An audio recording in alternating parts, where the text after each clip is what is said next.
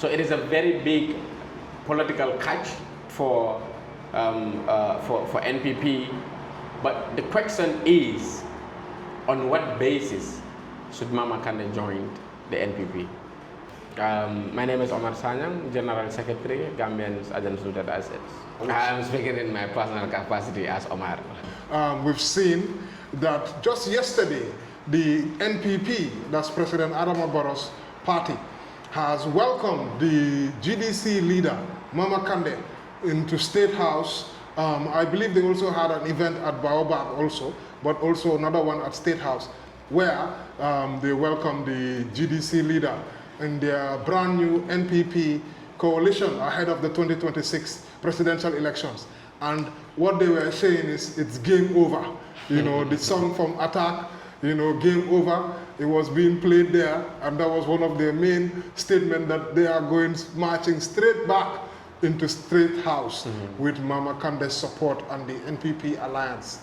What's your view about this? So, yes, one might argue that Mama Kandeh should not join the NPP and the cabals.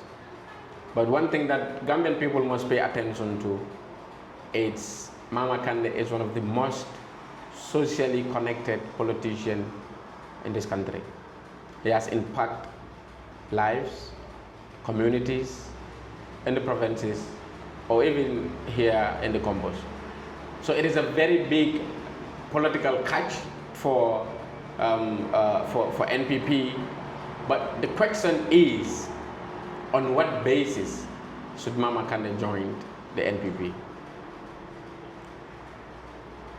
They all have this slogan that they use, National Development Plan for National Interest. That's why they joined. That's why they joined yes. the It's ruling not because government. of their personal interest. They joined because of national interest. They are trying to help the government to develop the Gambia. Yeah, so I feel like it is high time for us to sit down and redefine what national development means and what national interest really means.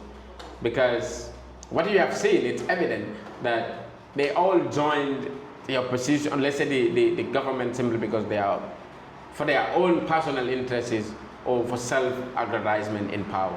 They all want to be sophisticated in power. They all want to be driving luxurious cars. They all want to be sleeping in better rooms, fully air-conditioned. They all want to be, you know, living a fancy life. They all want to be living a life that is far beyond the ordinary Gambian people. So the class struggle is real.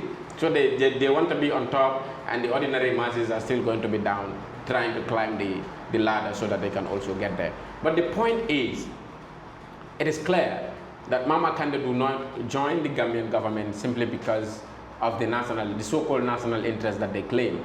They join the government simply because of their own personal interest. When you have the interest of the Gambian people at heart, Mama Kandeh and Adama Barrow are all from Jimara. Just a few weeks ago, I was around Jimara, and I know the pain, the lack of unemployment, the suffering of the people of Jimara. As I am speaking to you, it's just last week that I heard that farmers were paid their groundnut money that they have sold to the government since last year. And the people of Jimara are farmers. And they are groundnut farmers, most of them. So most of them were not even paid the money that they sold. And they used those monies for their sustainability. So that alone can send in the very good signal that how the people of Jimara are living. The unemployment rate, the people of Jimara still use the back way to go to Europe to search for a better pasture. The people of Jimara still, come to Combo to look for some other opportunities so that they can feed their families. So the unemployment in this country, it's alarming. So you cannot tell me that simply because of the nonsense or the so-called national interest slogan that they all use to justify their actions is the same action that they use to join the ruling party. So the unemployment, it's very big in this country. The rate is high. Every day, whether you know it or not, the youth of this country is leaving. They are using the Mediterranean Sea to go to Europe, to Spain, or to Italy to search for a greener pasture. What went wrong? We must ask ourselves this fundamental question. And it's so, so disheartening that you will ask those that are on their way going, you will ask them to come home, and most of them, their response is going to be, I'd rather die here than go back to that country. So what happened? What went wrong? You want to tell me it's because of national interest, that is why you joined the ruling party? That is not the case. And look, I think the National People Party, that is the name, the National People NPP, Party, should understand that State House is not a venue for political rallies. If they want to sign the Memorandum of Understanding with GDC, that is not the interest of Gambian people. We don't care whether they sign that Memorandum of Understanding or not. We don't care about that. That is NPP headquarters. What happened there? Let them go there and sign the Memorandum of Understanding.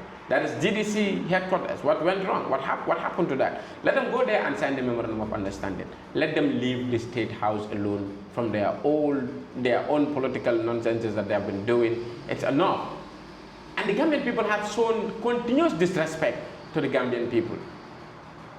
The political parties or political, let's say political allies have been invited to State House. Football Cup celebrations have been invited to State House. What happened? Arsenal was celebrated in our State House. What happened? What do we owe Arsenal? Even Rwanda that celebrates, or let's say that sponsors Arsenal, and the branding is everywhere in the world. Paul Kagame never celebrated Arsenal celebration in State House. Whether the government sponsored it or not, one thing that is fundamentally wrong is celebrating the victory in State House. So they must show respect to the State House, that State House is not a playing ground.